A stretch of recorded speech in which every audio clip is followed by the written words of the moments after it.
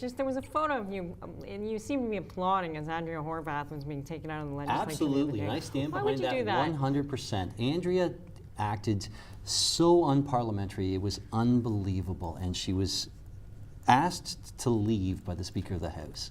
And as she was leaving, she was making a number of remarks to people as she was walking out. So I was applauding the fact that the Speaker took the initiative to eject her for her behavior, because her behavior was reprehensible. It should not have happened. Do you think the optics of clapping as the opposition leader is walked out of the legislature? I clapped for every single one of them. All 28 that were ejected, I clapped, because their behavior was completely irresponsible. All right, you'd be a lot of fun at a high school clap out. How can you represent your constituents? How can you represent your riding? How can you make your voice heard if you're standing in the hall and you're not allowed to speak? It was completely inappropriate what she did. Do you have a follow-up to that, Joelle? Well, no, I was just wondering. Let's talk about the Parkway. Okay, that's good. Hey, you know what? That's something we My talk about on favorite this topic. TV channel all the time, and let's give the new MP a chance to talk about Was the it Parkway. 1947 when it first believe came it on? does. Yeah. Actually, Yes. you know what? I had an interesting point between the breaks. So Toronto City Council is Hey, dysfunctional. hold on. We've moved No, on to the Parkway. No. I'm bringing it back to Peterborough. Okay, Hold on. okay.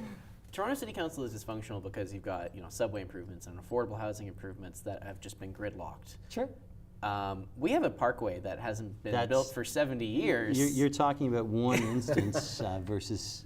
We also have so many affordable other things. housing that's There's a not- lot of things that the Peterborough City Council have done. There are a lot of things the Peterborough City Council has done that I may have disagreed with at the time, but the fact of the matter is that they have moved forward in a lot of different things. And you have to applaud the council itself. There's been some tough decisions that they've had to make, and they've gone out and they've made them. Whether they were right or wrong, history will let us know. But the fact is, our council, the last 2 terms of our council, in fact, the last probably 4 or 5 terms, going all the way back to Sylvia Sutherland and Jack Doris when they were mayors, our council has always made the tough decision, and it has always tried to move forward.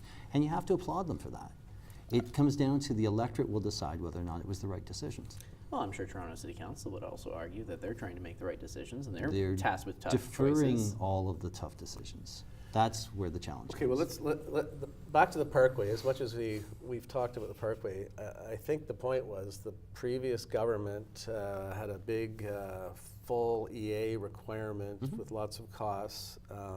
There were some people that made the case that was, the work of the provincial government sort of being anti-Parkway. What's your position and the current government's position on that project? Will it proceed as is, meaning it will go through the full EA, or will there be opportunities to change that? As it sits right now, the Parkway is an issue that has been stalled, and it is up to the municipality to decide what they want to do moving forward.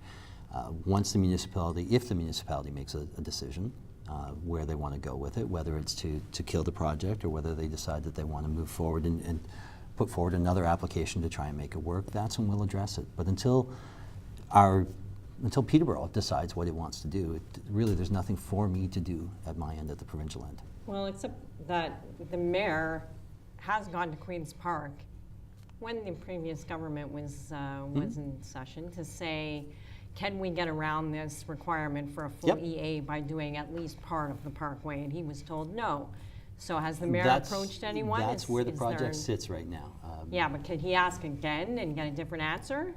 If he were to ask again, it would be foolish of him to ask again right now because they're in the middle of a municipal election. After the municipal election is done, then you're going to have a new council in place and they're going to make a direction on which way they want to go. What we do know is that transportation issues are going to have to be addressed in Peterborough at some point, whether it's a ring road, whether it is some kind of a bypass someplace else. There's a number of different things that are on the books in terms of transportation that have been on the books projected based on Peterborough's growth for a large number of years, both at the east side of Peterborough and on the west side of Peterborough.